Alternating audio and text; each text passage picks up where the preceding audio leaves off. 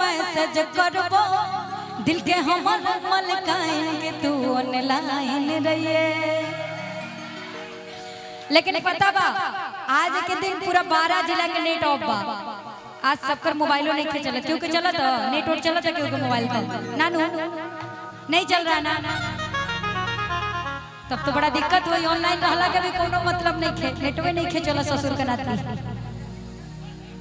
कि मैसेंजर पर मैसेज करबो दिल के हमर मलकाइन के तू ऑनलाइन रही। हम ऑनलाइन रह, मैं ऑनलाइन रहूंगी। क्या बात है, इनके लिए एक जोरदार ताली हो जाए। इधर इतने सुंदर सुंदर हमारे भैया हैं, नौजवान बैठे हुए हैं, किसी को इधर से भी इशारा कर दी होती कितना मजा आ गया होता कि मैसेंजर पर मैसेज करबो मैसेंजर पर मैसेज करबो दिल के हमर मलकाइन के ऑनलाइन रहिए, तुगे ऑनलाइन रहिए। हमर से लिखे तू के मन से, हमर से लिखे भाई के तू ऑनलाइन रहिए, कि तू ऑनलाइन रहिए। मैसेंजर पर मैसेज करबो दिल के हमर मलकाइन के तू ऑनलाइन रहिए, कि तू ऑनलाइन रहिए।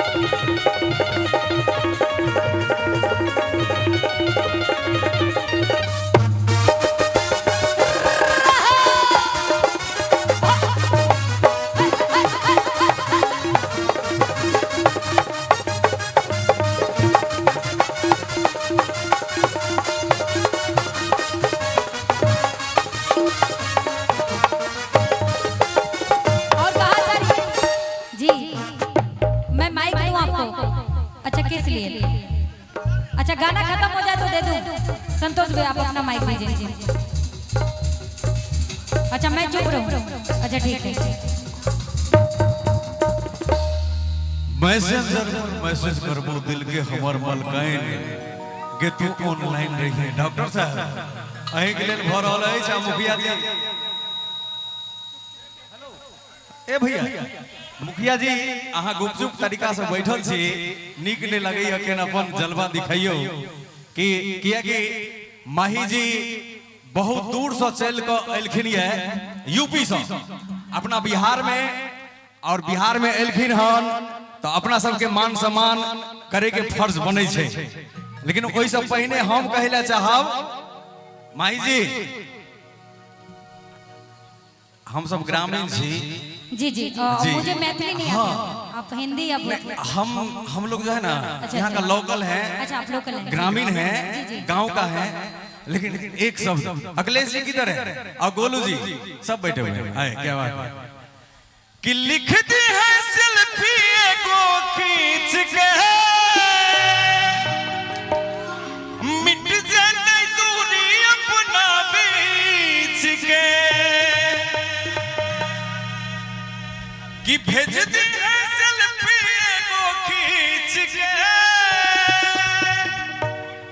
अब मिट जाए दूरी अपना बीच के। अब मुखरा देखले तो हर सदखन माही जी। जी जी जी, हम लोग जब से छोटू भैया कहे हैं कि नहीं माही जी आने वाली हैं, आने वाली हैं, इंतजार कर रहे हैं, इसलिए कहेंगे कि मुखरा देखले तो हर सदखन रोहै छी बेचैन के तू ऑनलाइन रही है, कि तू ऑनलाइन रही है। मैसेंजर पर मैसेज करबो दिल के हमर मलकाइन के तू ऑनलाइन रही है, कि तू ऑनलाइन रही है। थैंक यू बहुत बहुत धन्यवाद। बहुत अच्छा गा रहे हैं, इनके लिए जोरदार ताली हो जाए। और थोड़ा सा इस माइक का लेवल देना भाई, बहुत अच्छा गाए हैं, इनके लिए एक जोरदार ताली हो जाए। आ जाए। यूज कर है व्हाट्सएप के चर जागे, यूज करके देखे हैं कम छोई फर जागे, यूज कर है व्हाट्सएप के चर जागे, यूज करके देखे हैं कम छोई फर जागे। रुपया देवई वो बाप से अपन, रुपया देवई वो बाप से अपन, चेक करा के दे कि तू ऑनलाइन रहिए, कि तू ऑनलाइन रहिए। मैसेंजर पर मैसेज करबो, मैसेंजर पर मैसेज करबो, दिल के हमर मलकाए कि तू ऑनलाइन रहिए, कि तू ऑनलाइन रहिए। हमर से लिखे तू के हन छे, हमर से लिखे पाए कि तू ऑनलाइन रहिए, कि तू ऑनलाइन रहिए, कि तू ऑनलाइन रहिए, कि तू ऑनलाइन रहिए, कि तू ऑनलाइन रहिए।